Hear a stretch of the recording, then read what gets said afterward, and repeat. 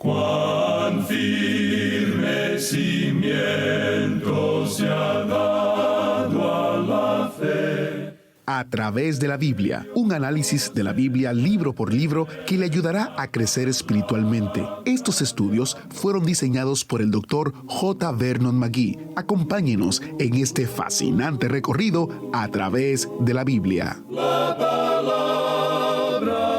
de Dios. ¿Alguna vez usted ha deseado haberse podido sentar a los pies de Jesús y escucharle? Bueno, hoy, en cierta medida, usted tendrá esa oportunidad. Bienvenido a través de la Biblia, el programa donde conocemos a Dios en su palabra. Mi nombre es Geiel Ortiz, anfitrión del programa, y en unos minutos vendrá al micrófono nuestro maestro, Samuel Montoya. El estudio de hoy en Mateo capítulo 18 es uno que contesta algunas preguntas del reino del cielo y habla de la importancia del perdón. Así que busque su asiento favorito en el autobús bíblico y acomódese porque iniciamos nuestro tiempo de estudio en oración. Padre Celestial, mientras estudiamos hoy, por favor aumenta nuestro deseo por tu palabra. Que cada palabra que oigamos sea un deleite para nuestra alma. Estamos agradecidos por la libertad que tenemos para adorarte y oramos que tú protejas y animes a nuestros hermanos y hermanas que viven en peligro por su fe en ti. En el nombre de Jesús oramos. Amén. Y ahora iniciamos nuestro recorrido bíblico de hoy con las enseñanzas del Dr. McGee en la voz de nuestro maestro Samuel Montoya. Continuamos hoy, amigo oyente, nuestro recorrido por el Evangelio según San Mateo. En nuestro programa de hoy vamos a considerar el milagro del dinero del impuesto. Leamos los versículos 24 al 27 de este capítulo 17 del Evangelio según San Mateo.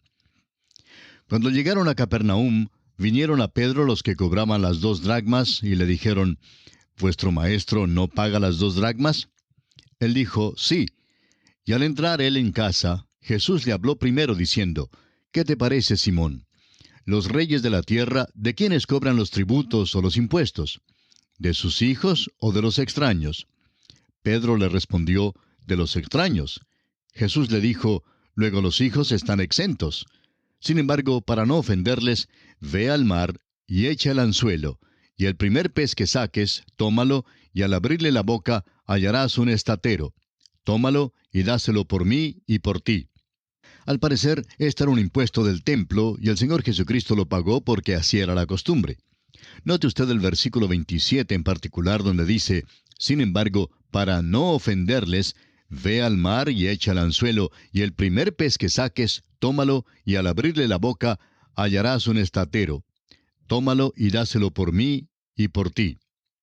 Por lo menos, su método de obtener el dinero de impuestos ciertamente fue novedoso. Ahora notemos que en el monte de la Transfiguración, Jesús demuestra lo que Adán era antes de su caída. Y aquí el Señor demuestra que Él ha recobrado lo que Adán perdió. En Génesis 1:26 leemos, Entonces dijo Dios, hagamos al hombre a nuestra imagen, conforme a nuestra semejanza, y señoree en los peces del mar, en las aves de los cielos, en las bestias, en toda la tierra, y en todo animal que se arrastra sobre la tierra. En la narración de la creación, a Adán se le dio autoridad sobre el resto de la creación, cosa que perdió con su caída. Pero aquí vemos que las criaturas fueron obedientes a Jesús. Este pez, por ejemplo, cumplió su mandato tan bien como lo cumplió Pedro. En la Transfiguración, vemos al hombre restaurado a su diseño original. En el episodio del dinero del impuesto, vemos al hombre restaurado a su capacidad original. Y en esta forma concluimos nuestro estudio del capítulo 17 del Evangelio según San Mateo. Ahora, en el capítulo 18 encontramos el niño pequeño, la oveja perdida, la conducta de la iglesia venidera y la parábola con respecto al perdón. Los próximos pocos capítulos no parecen adelantar más el desenlace de la acción en Mateo, pero sí ayudan a responder las preguntas que han surgido a causa de la aparente digresión repentina en el establecimiento del reino de los cielos debido al rechazo del rey. El capítulo 13 de Mateo, en sus parábolas del reino, nos dio el bosquejo que abarca todo el reino de los cielos en esta edad, Pero todavía hay preguntas que quedan sin respuesta, de modo que estos capítulos sirven de mucha ayuda para contestar muchos de estos interrogantes. También encontramos aquí que el nuevo nacimiento es esencial para poder entrar en el reino. El versículo 1 del capítulo 18 del Evangelio de Mateo dice: En aquel tiempo los discípulos vinieron a Jesús diciendo: ¿Quién es el mayor en el reino de los cielos? ¿No encuentra usted, amigo oyente, en este primer versículo, en la pregunta de los discípulos, una nota de una ambición carnal? Puede ser que simplemente tengamos una mente criticona, pero tal vez estos hombres han estado discutiendo este asunto, y quizá 2 o 3 de ellos pensaran que razonablemente podrían ser considerados los mayores en el reino de los cielos. Por tanto, el Señor hizo una cosa algo sensacional. En el versículo 2, escuchemos lo que dice el Señor Jesús. Y llamando Jesús a un niño, lo puso en medio de ellos. Amigo oyente, ¿qué nos dice esto? Bueno, nos dice que el niño pequeño vino al Señor sin vacilar. En el capítulo 10 del Evangelio según San Marcos, versículo 14, el Señor dijo: Dejad a los niños venir a mí, y no se lo impidáis. El problema no era lograr que los niñitos se llegaran a Él, sino en prevenir que los adultos los estorbaran en su deseo de llegarse a Él. Tenemos aquí un cuadro muy bello. Nuestro Señor llama al niño y lo pone en medio de ellos.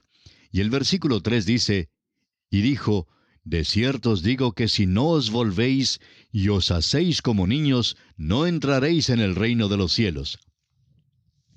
Este es un versículo que ciertamente ha sido abusado y mal comprendido, pero recuerde usted que el Señor Jesús está hablando en cuanto a la conversión y no en cuanto a la reversión. Algunas personas creen que este versículo quiere decir que han de volver a la niñez de algún modo extraordinario o que han de llegar a ser juveniles en sus hechos para poder entrar en el reino de los cielos. El Señor no está hablando en cuanto a volver a una niñez anterior, sino más bien en cuanto al avanzar a una vida nueva. Nuestro Señor aquí da lógica al pensar de los discípulos, desviando su atención de la búsqueda de un lugar exaltado en el reino hacia el asunto de mayor importancia, es decir, el de primeramente asegurarse de que tendrán o no la entrada en aquel reino. Esto es tan radical y tan importante como lo que le dice Jesucristo a Nicodemo en el capítulo 3 del Evangelio según San Juan, versículos 3 al 6, donde leemos: de cierto te digo, que el que no naciere de nuevo, no puede ver el reino de Dios. Nicodemo le dijo: ¿Cómo puede un hombre nacer siendo viejo? ¿Puede acaso entrar por segunda vez en el vientre de su madre y nacer?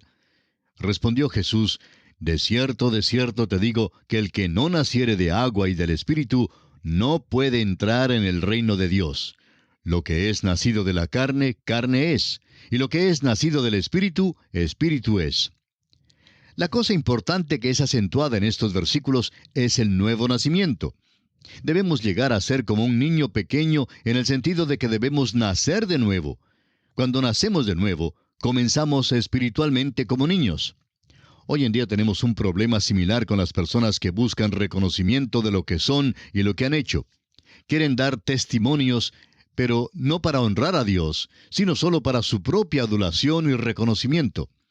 Lo que Jesús dice en cuanto a tal actitud lo encontramos aquí en los versículos 4 al 6 de Mateo 18, donde dice: Así que cualquiera que se humille como este niño, ese es el mayor en el reino de los cielos. Y cualquiera que reciba en mi nombre a un niño como este, a mí me recibe. Y cualquiera que haga tropezar a alguno de estos pequeñitos que creen en mí, mejor le fuera que se le colgase al cuello una piedra de molino de asno y que se le hundiese en lo profundo del mar. Es la entrada, o sea, el nacer de nuevo, y no el rango lo que importa en el reino de los cielos. Debemos poner énfasis en el nuevo nacimiento. El Señor usa un lenguaje acérrimo en esta sección al darle una prioridad divina al ministerio entre los niños.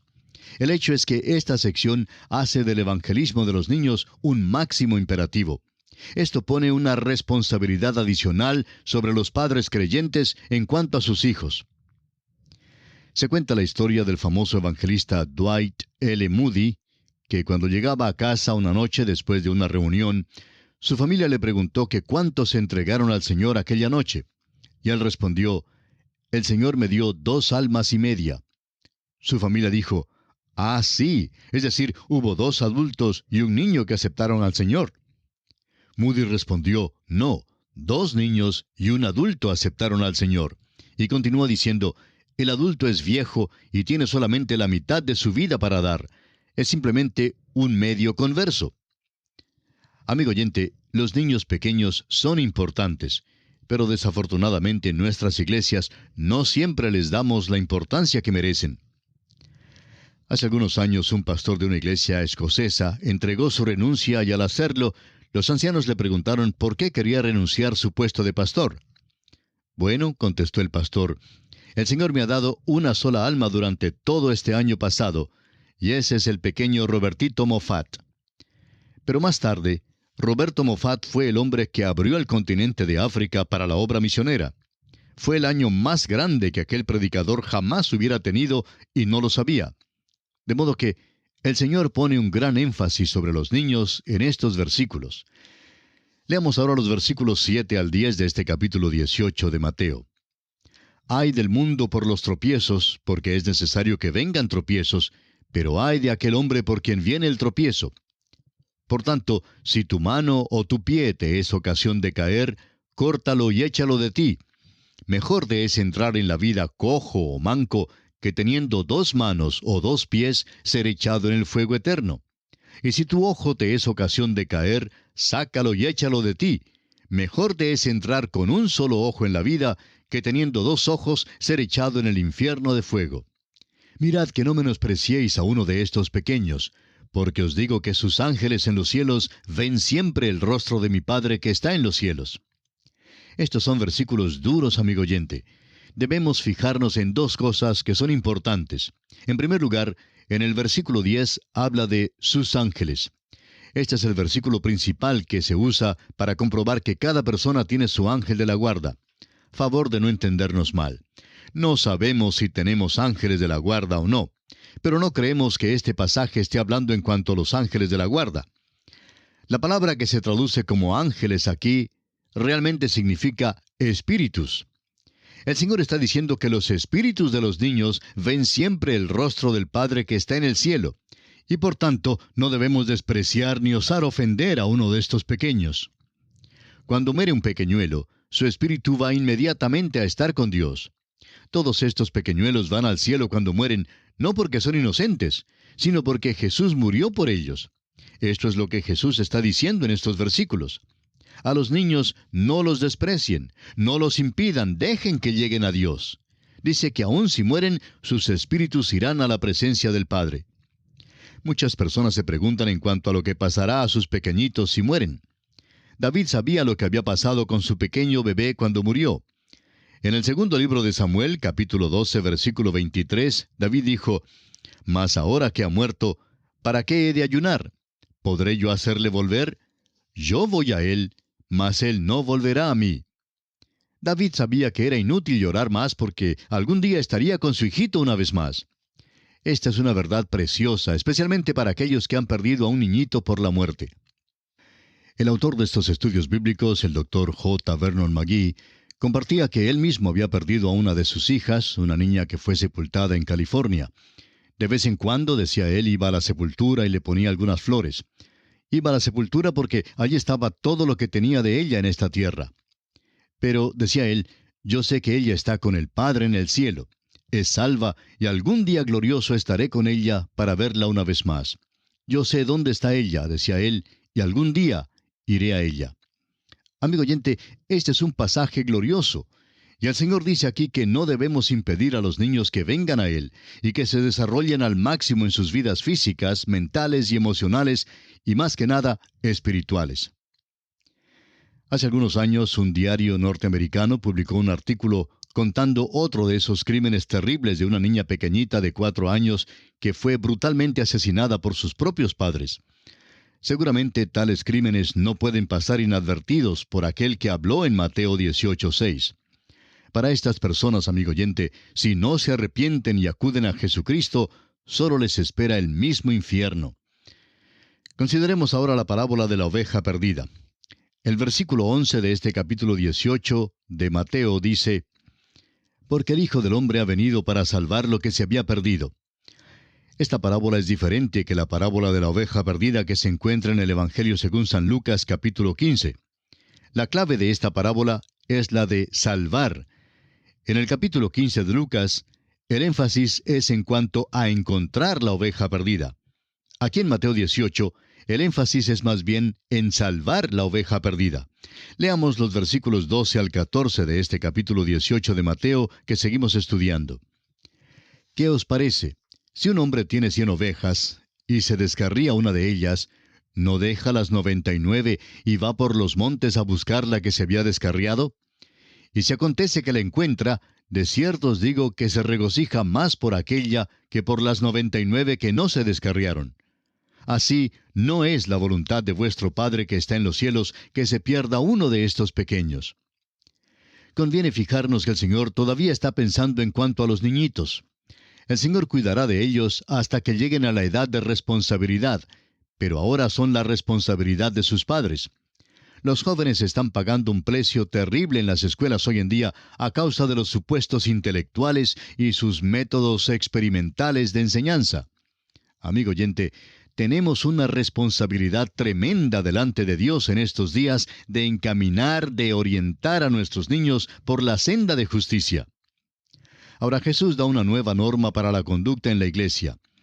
Del capítulo 18 de Mateo leemos el versículo 15 que dice, «Por tanto, si tu hermano peca contra ti, ve y repréndele estando tú y él solos.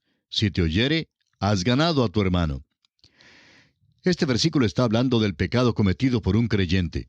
La obligación está sobre aquel que ha sido ofendido para que se acerque a su hermano, al que lo ha ofendido, y no viceversa. Los versículos 16 y 17 de Mateo 18 dicen, «Mas si no te oyere, toma aún contigo a 1 o 2, para que en boca de 2 o 3 testigos conste toda palabra. Si no los oyere a ellos, dilo a la iglesia, y si no oyere a la iglesia, tenle por gentil y publicano».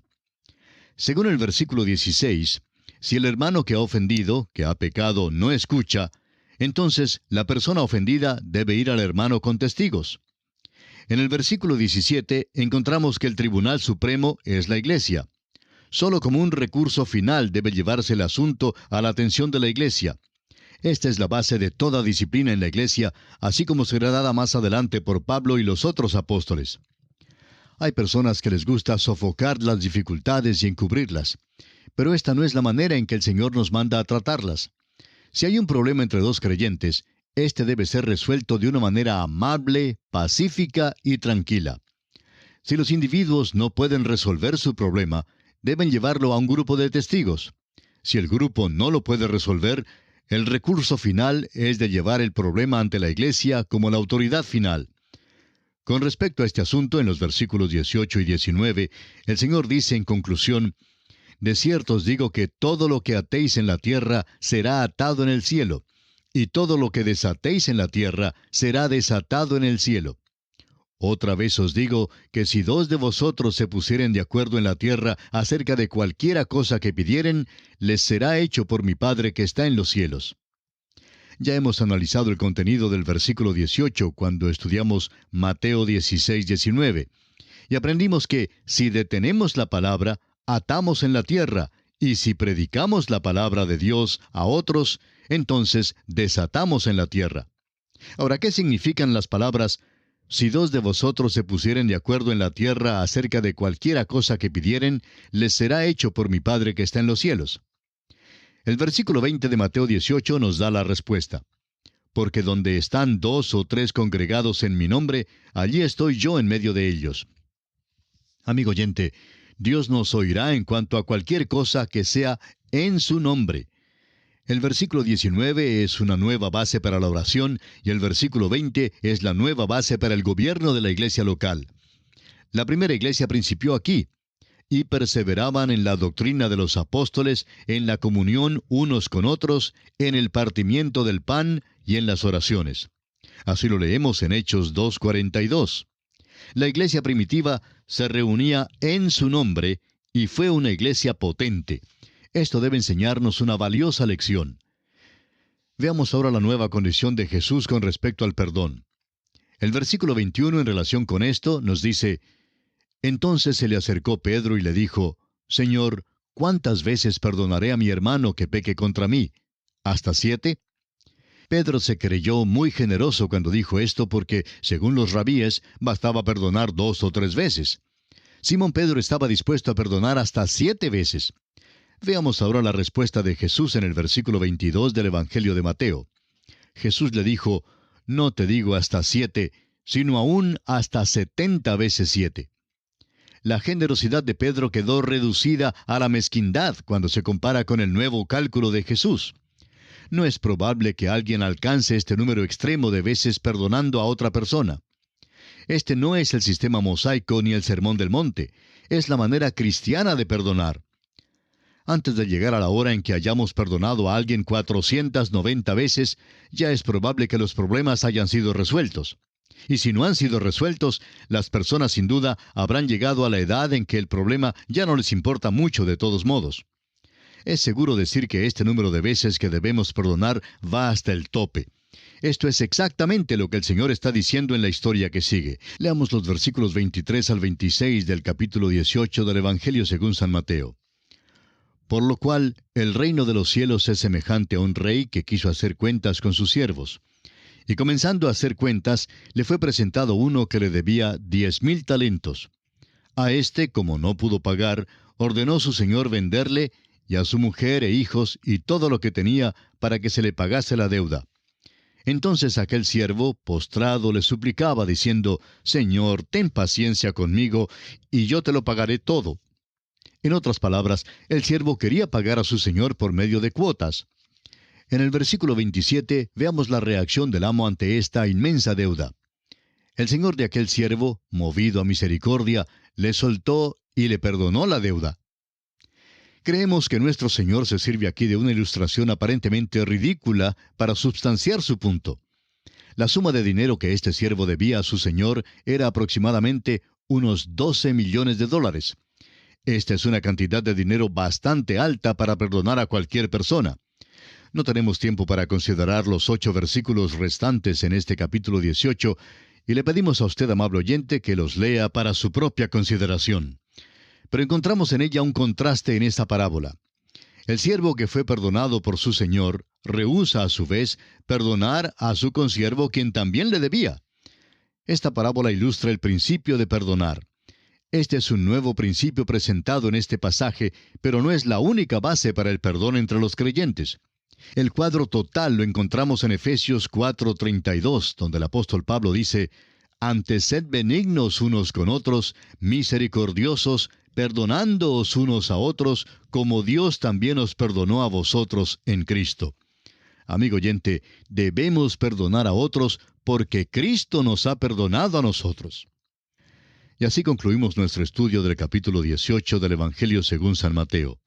Dios mediante, en nuestro próximo programa, iniciaremos el estudio del capítulo 19. Que el Señor le bendiga, es nuestra ferviente oración. Agradecemos que nos acompañara en el estudio de hoy. Le invitamos a que visite nuestro sitio en internet, a través de la Biblia.org. Ahí puede suscribirse para recibir las notas y bosquejos de lo que estamos estudiando y noticias del ministerio. También encontrará la variedad de libros y materiales gratuitos que tenemos para usted. El sitio es a través de la Biblia.org. Todo lo que hacemos es posible gracias al Señor y a personas como usted que se unen a nosotros en la obra de llevar la palabra entera al mundo entero. A través de la Biblia es una producción de Radio Transmundial.